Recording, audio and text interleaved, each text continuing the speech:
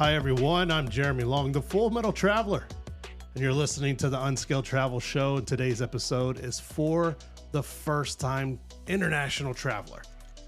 All the anxiety that comes with it and what you can do to put yourself and your mind at ease before you travel. As always, you can contact us at fullmetaltraveler.com for all of our past episodes and guest interviews. My co-explorer through all of this, as always, is my lovely and talented wife, Amy. Hello there. Hello. Ready to talk international travel? Oh, man, am I ever. International travel. You know, the other day, social media is so important now, especially for what we do. I travel right. You are a published author, you know, and we kind of move around the world in that kind of way. I was looking through pictures to post and just kind of looking back at some of our old posts, and it really got me thinking about some of our first trips. In particular, our first international trips. Like, I think I did my first international trip when I was younger. I went to Mexico like so many other people do. So, but I don't really count that because I wasn't like fully aware of the things that are going on or everything that's involved in international travel. I think I was still that young. You didn't plan it. I didn't plan it. So you didn't really understand what went into it. I wasn't driving anywhere. I didn't have to worry about money. I didn't do any of that stuff. So that's kind of where I am with that. So what was your first international trip? Was it together? No, I went to Toronto in 2015, I believe, for a work event. I had to get my passport to go to this event, so it was kind of a rush to get my passport in time and to travel. Mm-hmm. And I remember being very nervous because I not only was traveling internationally for the first time, but I was traveling by myself. You were not going with me. Mm-hmm. I was meeting coworkers there, but I had to do the whole get myself to Toronto completely alone. And I believe it was the first time I ever traveled by myself also. Oh, wow. Checked off a bunch of boxes on that one. So what was the thing you were most worried about before you left? What was racking your brain? Customs. Oh. Yeah. Mm-hmm. I had no idea what that process was going to be like. I did not know what to expect. Even now that we've traveled to several countries, customs still makes me nervous. Every country is different. Yeah, every country is different. But customs, I think, is a nerve-wracking experience no matter what country you go to. We've been through enough countries now. Now, there are a lot of people that have hit 60, 70, 80 countries and above. They probably don't think anything of it now, but we're still, I think, in that number. Like, I don't think we've hit double digits quite yet. I think we've been to 9 countries. Yeah, we're right there. But it's still nerve-wracking enough. There are countries that we've breezed through, no problem whatsoever. And then there are different stops where it has been a pain. And one of those, surprisingly, and it's nothing against the country, I think we kind of got held up in Japan a little bit. We did. And their process was a little different because there were paper forms that you had to fill out. You turned it in, and then you had to go to another station and fill out another version of the same exact form and turn it in. Yeah. It was a lot of the same thing over and over, but there were like different gate agents that you had to do all this before you could get out of customs. And I just remember we kept thinking, oh, we're almost done. And then we'd walk up to another place that was needing us to fill out a form or give information. I believe after getting off the plane, it took us It was a couple of hours. It was a couple of hours to get to customs in Japan. And one of the things that I wish I would have known that probably would have expedited that particular process was that, and something I missed out of all the hours of research I did of Japan, was that they have an app. Like a lot of countries. Like I think the U.S. has an app now. But U.S. does have an app. That would have been very helpful information to know before we went there. Right. Yeah, absolutely. I mean, so your trip was to Toronto, and I do remember that trip. I think my first trip was actually with you, also going to Canada. Back to Canada, yeah. But I think it was Victoria. Yeah, when I we think went so. to Victoria, British Columbia. And I was nervous about customs, but I was more nervous about, and I still kind of get nervous about transportation. Yeah. Even though we were kind of tagging along on one of your work trips. I was just tagging a couple of extra days onto one of your work trips, but it still like makes me nervous. Driving and just, if you can't drive, then getting around in bus. Is it Uber? Is it taxis? Right. Is it whatever? I don't know why it still gives me kind of like heart palpitations. I am less nervous about leaving the airport, that transportation, because every airport has some form of taxi or something. And if nothing else, I will just find a taxi, tell them where I'm going. But after that, the transportation does make me a bit nervous, especially if we're renting a car, which we did do for your first trip to Canada. So yes, we did. That was interesting, driving in a different country for the very first time. Yeah, and now we've marked off a few countries we've driven in, but it's always kind of nerve-wracking. It's one of those things like you wish you knew before you started heading out. Right. Transportation gets me nervous. Customs makes you nervous. Customs and I think currency. Yes. Are always pretty high on my list of things that make me nervous. Here's how my dumb brain works sometimes, though. I'll travel within the United States. All the states, it's right there in the name. All the states are united. We got one currency. We got Uber in most places. And I still get nervous like, oh, I wonder if their McDonald's takes American money, because that's how my dumb brain operates. It's the weirdest thing. Like you go to another place and you're like, do they have indoor plumbing here? Now that's a fair question. And if you're like in Alabama or Mississippi or one of these places in the deep, deep South, but it doesn't even occur to me to think about currency half the time when and this is why we're good together, because half the time when we travel, I don't have cash on me. I just half the time. Most of the time when we travel, when we're here, you don't have your wallet. I don't carry cash. I just don't. And so look, it has never been. We'll end up at the airport and I don't even have cash on me. And then I'm like, oh, maybe I should have grabbed some cash. There has never been a better time to be a beautiful woman such as yourself, because there is some guy somewhere just lugging around cash, willing to pay. Well, everything. I mean, almost everyone takes some form of debit or credit card, or there's Apple Pay or whatever, or there's ATMs. In most westernized countries. In most westernized countries. Yeah. I know we had an experience driving in Mexico, speaking of driving places. Right.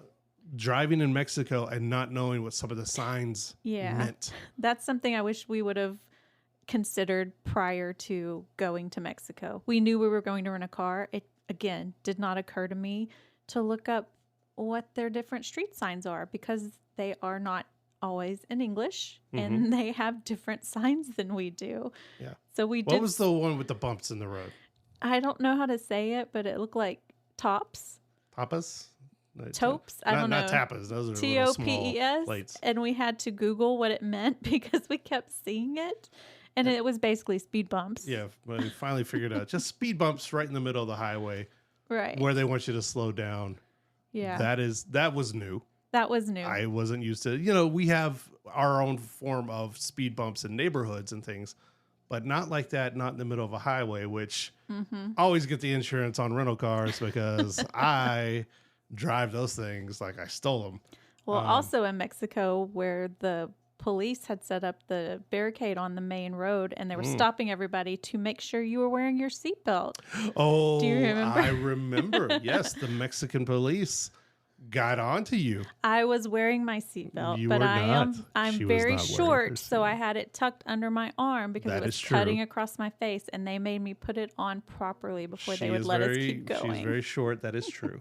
She was not wearing her seatbelt. That is a lie. I was wearing it, just not properly.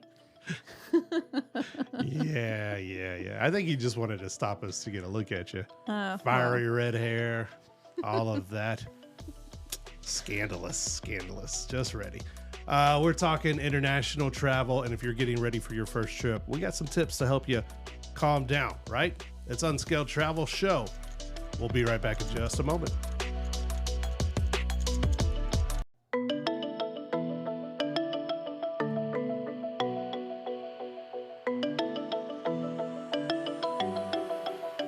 Welcome back to Unscaled. hosts, Jeremy Long, the Full Metal Traveler. As always, find us at fullmetaltraveler.com for all of our past episodes and guest interviews. We appreciate it all, right? Yeah, we do. Looking good today. Looking good. You know why? Because we're talking about first international trips if you're preparing or you got something coming up, or even if you're just thinking about it. Some people, it carries a lot of anxiety. It's one of those kind of Lord of the Ring quotes. Like if it's a scary thing leaving your front door kind of quotes, okay? It is. It can be nerve-wracking for a lot of people. It was for me. It was for so many travelers out there. So we're trying to help you through it. We talked a little bit and earlier in the show about the countries we visited and those things like customs, currency exchanges, and like transportation that kind of make us nervous. So now we're going to look at ways to kind of combat that. So one of the things that we found is when you're traveling and maybe you have the option of choosing your first trip overseas and when it can happen and things like that. Sometimes you can't. But one of the things I found that really has helped us in some of our travels, such as our first big trip, like when we went to Paris, was we did it intentionally in the off season. Right. In the off-peak travel season. We didn't go in the summertime when so many crowds and everything explode around France or whatever. We did it in the off season for travel. And it really helped with my nerves because it was a long flight. We didn't know exactly what we were getting into. We hadn't memorized it. Yeah, it was a big deal for us, but we didn't prep even half as much as we did for like Japan. Right. For things like that. And so, I mean, when we first got there, you deal with things in the off season, such as maybe the weather's a little bit worse. Yes. Or unpredictable, or maybe it's cold, right. And in a place that you'd like it to be warm, stuff like that.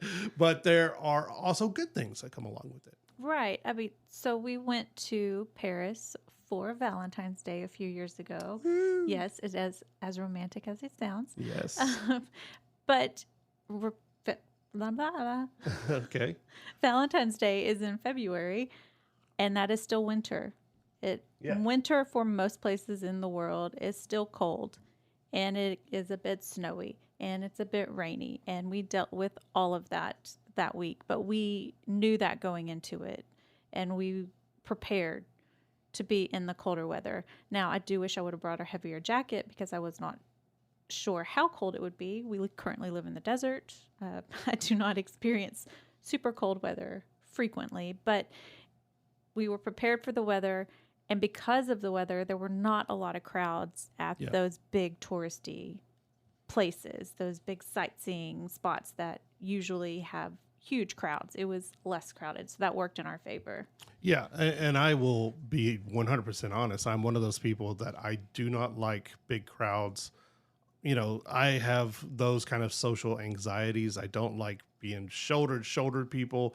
I don't like being touched by people. I don't like that kind of stuff. And so like the thought of being queued up in lines or being packed in like sardines to a lot of places, especially touristy places that you really do want to see. It makes me break out in sweat right now. Like I'm not even going anywhere. My hands are kind of sweating thinking about it. So it helped so much, so tremendously to be able to go to places and not be like the Louvre was, you're always going to have crowds at the Louvre. Right. But I don't think it's nearly as bad as say like summertime when people are there from all across the world using their time off or whatever. Right. And that really helped with the experience. We got to walk at a leisurely pace and see everything that we really wanted to see in our own time. Even the line for, say, the Mona Lisa, which is, sometimes people can wait for hours looking for this thing. We got in and out in maybe five to 10 minutes, maybe. And we could have gone back and seen things, but we were able to just, experience it the way we wanted to experience it because the crowds weren't as big. And I think part of that, too, in prepping is that we pre-purchased tickets for first thing in the morning, so we knew it wouldn't be as crowded and we did that for as many of the sites that we wanted to see that required a ticket, so that we would be some of the first people in, and it wouldn't already be crowded when we got there. So that was something else to kind of think about if you are traveling to another place and you are a little nervous about being around crowds. Figure out what places you want to go see, and if they have tickets that are time stamped, try to get those earlier tickets so that you can kind of get in before everyone else and not have to deal with those crowds. I think a positive thing that did come out of our, the COVID pandemic was the timing. Things being sectioned off and timed out, scheduled out. A lot of our national parks, some of them anyway, are still on that time. You need to make reservations to go here, so you have a specific period of time where you're going to go there, and they only sell so many tickets or whatever because they don't want people on top of each other. Right. I think that's something that has been held over that I believe is wonderful for people at large. I just agree. seeing, we saw video from, like so many other people, we saw video from Rome this past summer of just hours and hours and hours of queues of people just waiting to get into some of the more popular places, right, to see different things. And Rome was having that heat wave at the time. And Rome was having a too. heat wave, and they're not built for things like that. Now, we talked a few weeks ago about over tourism, the things that happen there, but you can really help yourself in advance by, again, if you travel in the off season, if you can have that availability to you that you can travel in the off season, if you do things like purchase tickets in advance for things, if you can make reservations in advance for restaurants, which is I'm seeing more of like an American thing, right, than it is in Europe. Europe is kind of just first come, first serve, unless it's fine dining. Yeah. But the more you can give yourself leeway, the more time you can give yourself and your party, and depending on how many people are with you as you travel, the better off you're going to be, the less anxiety you're going to have. And we're going to get deeper as the show progresses into more tips for prepping for your journey. Just like we were talking about, things that you can do to help alleviate, because this is all about you. Some people are like, hey, it's not all about you, buddy. No, this one is. This one is. Yeah. This is to help calm you just a bit. But I think something else that helps calm nerves is talking to other people who have maybe been to that country before, finding out what they enjoyed, what they didn't enjoy. And obviously everybody's going to have a different opinion on things, but also hearing from them how they got around the city or how it worked, what they would have done differently, because you can kind of pre-ask those questions. And the beauty of social media is that you can reach out to anyone in the world and say, hey, I'm coming to your country, or I'm coming to a country. Anybody there have tips for me? And sort of address some of those pre-travel anxieties. Yeah. And there's all kinds of online groups if you don't know anybody in real life that has traveled and everything. So we're going to get more into that to give you some actionable tips that you can have. Relieve that anxiety before your first international trip. This is Unscaled. We'll be right back.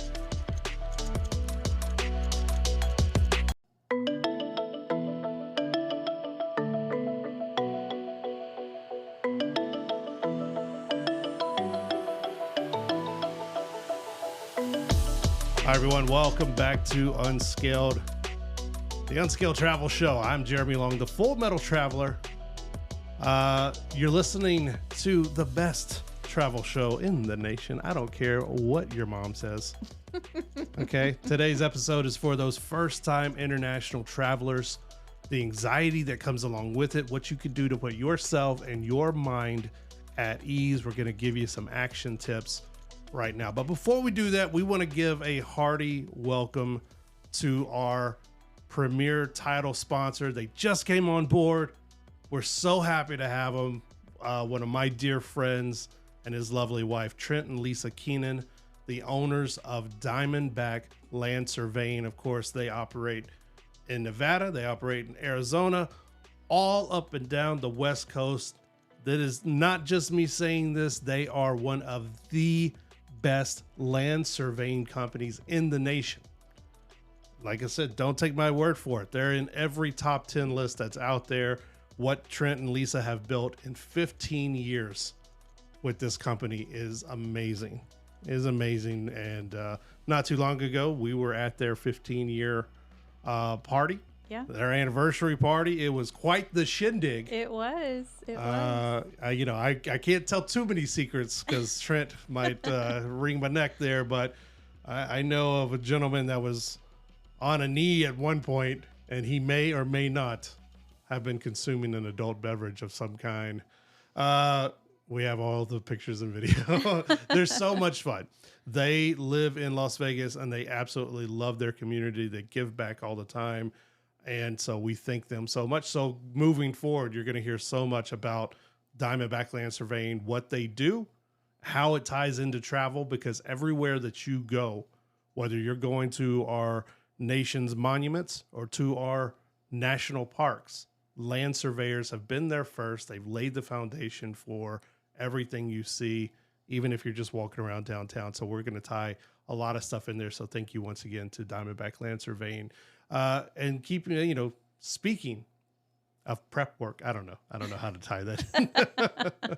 We're giving you some action item tips that you can do to help alleviate some of the nerves, anxiety that come with travel, especially international travel for the very first time.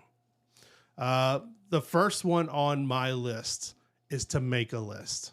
Making a list, whether it's a packing list or it's a list of important documents that you need to bring with you, your passport, anything like that, or like your international driver's license, which you do need. Right. In order to rent a car and drive a car in other countries, you do need an international driver's license. I thought it was a scam at first, but no, you do need that. So making a list of important things, and even things like what you're going to wear over there is something you can do. Right. The more you travel, the more you realize how helpful this is. Yes. And along with making the list, going international, every country kind of needs something a little bit different. So we have a folder that I usually carry around, and it will have our documents in it. If we do need an international driving certificate, if you go to countries that still require certain vaccines, things like that, have everything printed right there. A lot of places will not accept digital.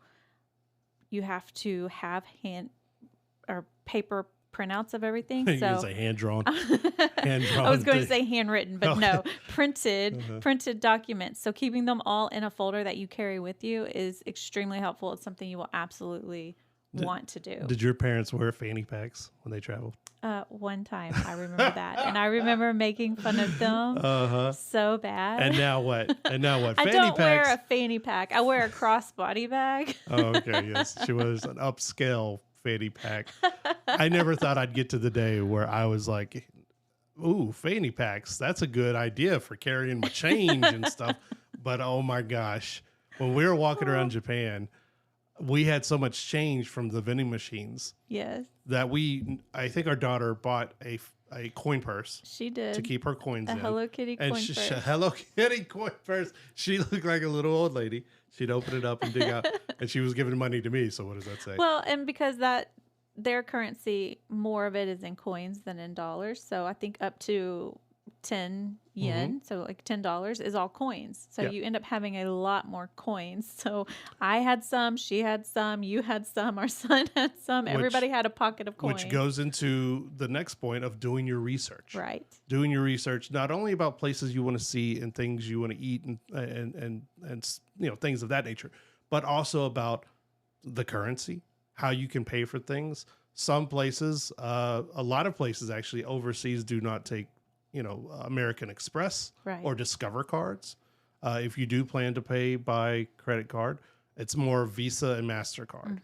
Now it's expanding, but still most places, especially after you leave bigger cities, Visa and MasterCard, if they do accept credit card at all. And it's helpful to look at your particular card and find out if you're going to get charged exchange rates. Yes. Things like that. You don't want to be surprised on the back end because you're just swiping your card left and right in another country, and then you get charged a fee every single time you swipe that card.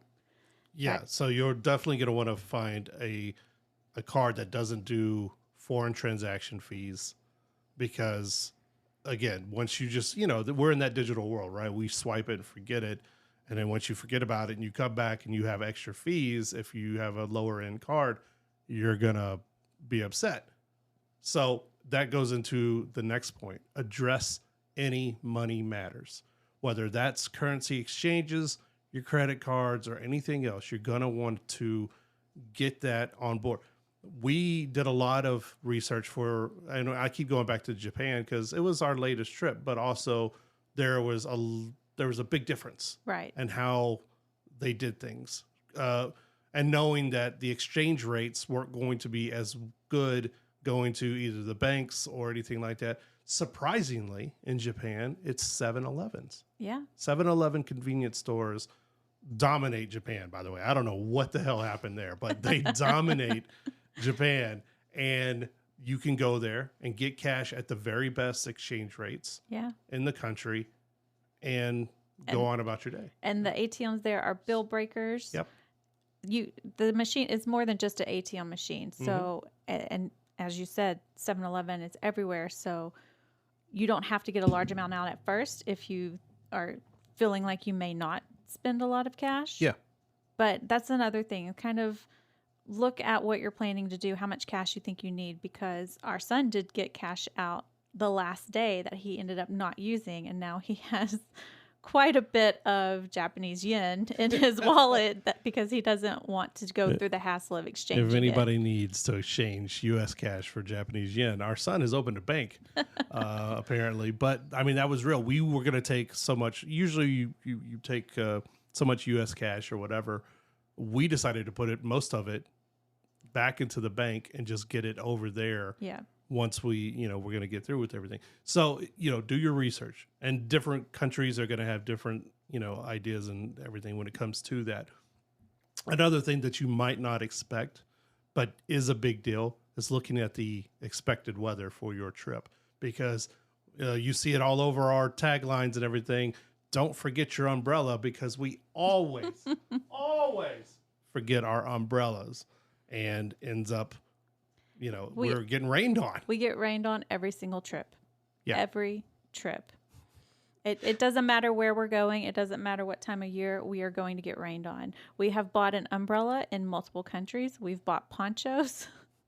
We've bought blankets. I mean, we constantly have to buy things because we're not good at checking the weather before we leave.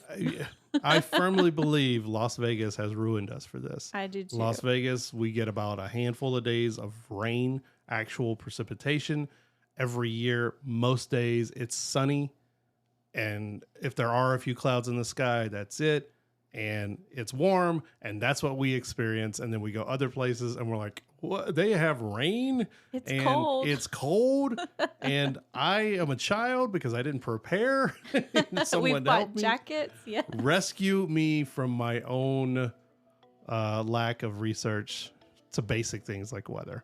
When we come back, we're going to give you more tips, from translation apps to figuring out your transportation, food, exercise, all that and more.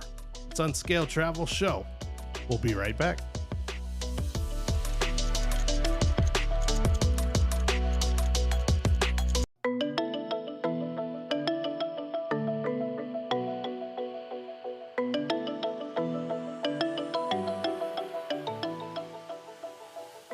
Hi, everyone. Welcome back to Unscaled.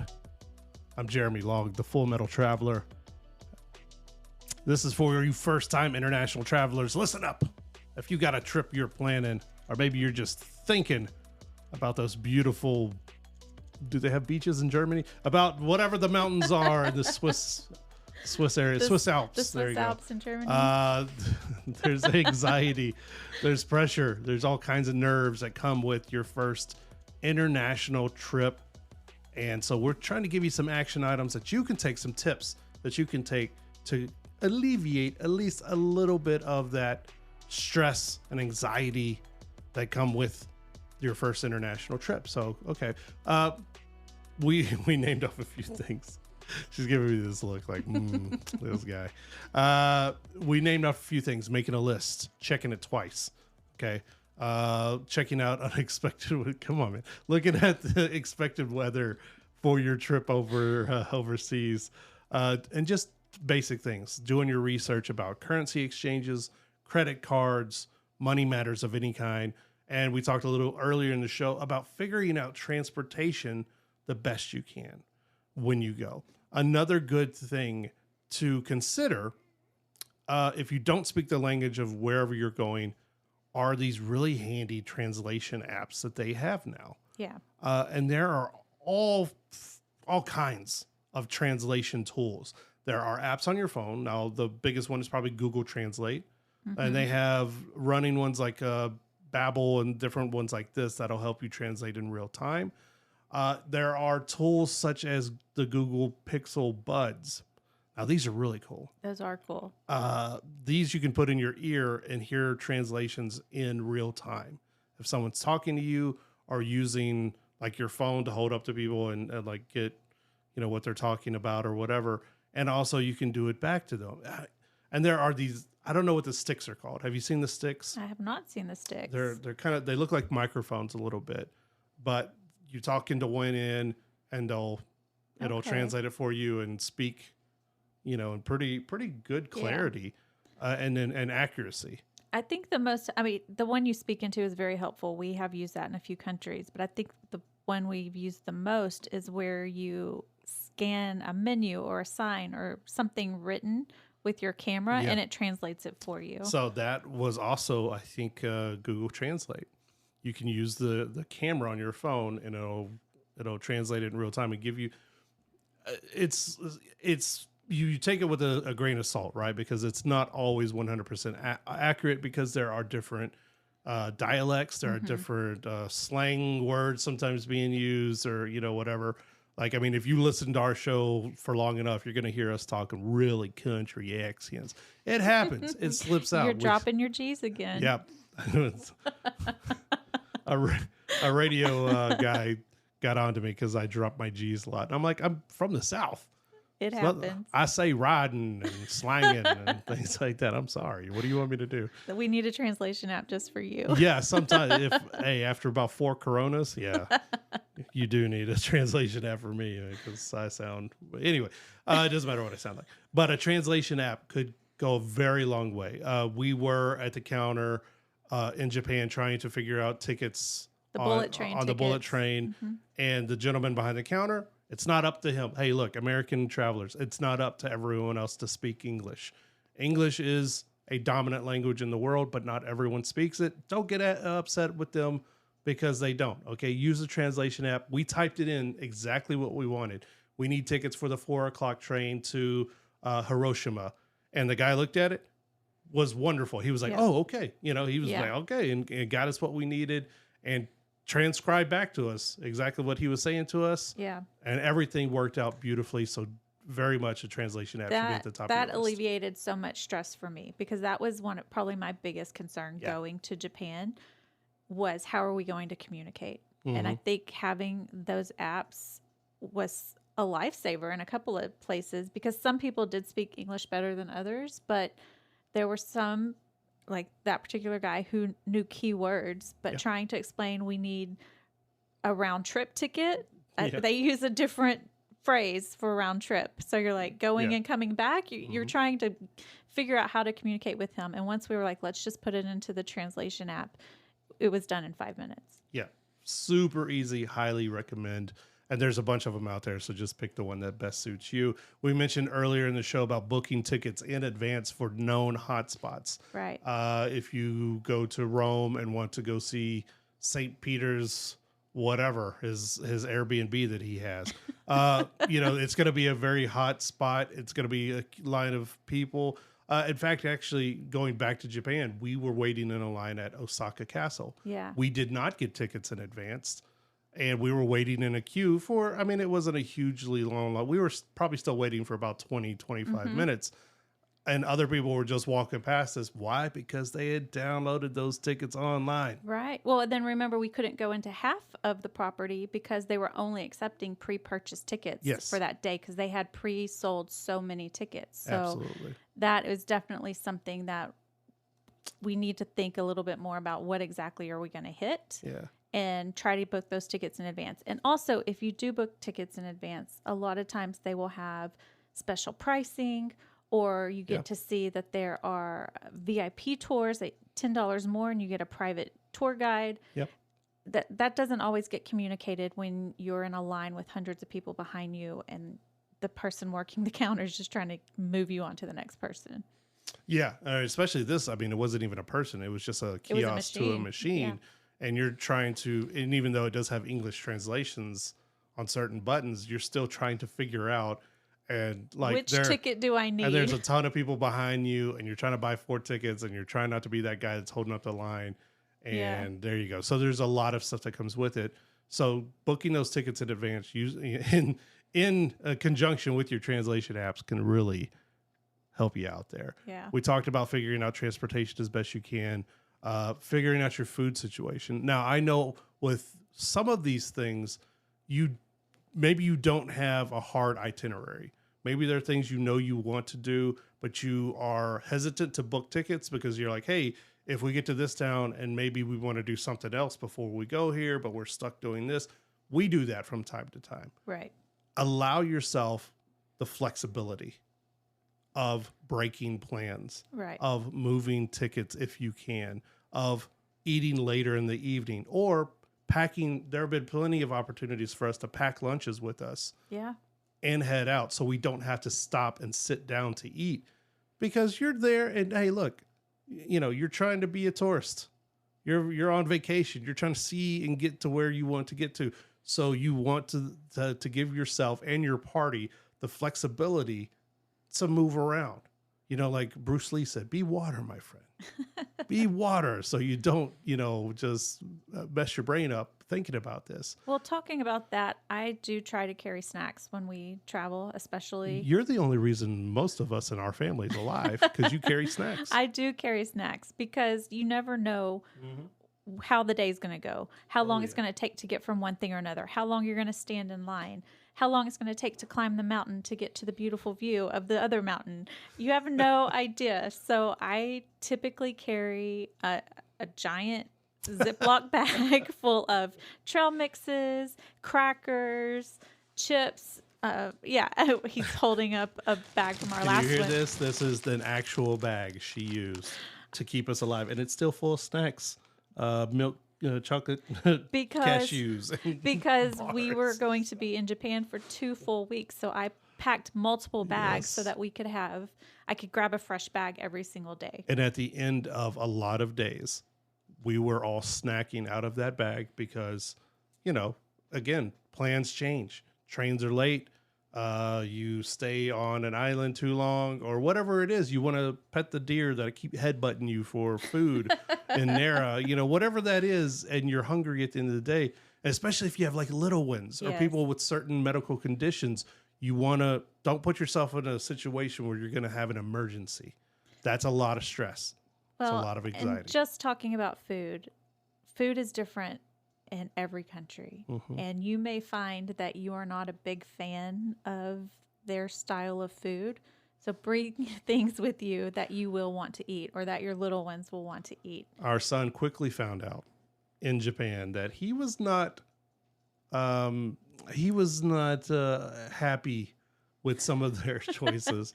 I have to say, I'm not a big seafood eater. So it was difficult for me to find a lot of things. They have a lot of pork. They do not do much chicken. Certain regions do beef. Other than that, it's mainly seafood or tofu. It is. So, it's just being flexible. And most of all, be calm. Be calm the best you can. Allow yourself a moment to breathe. You'll figure it out.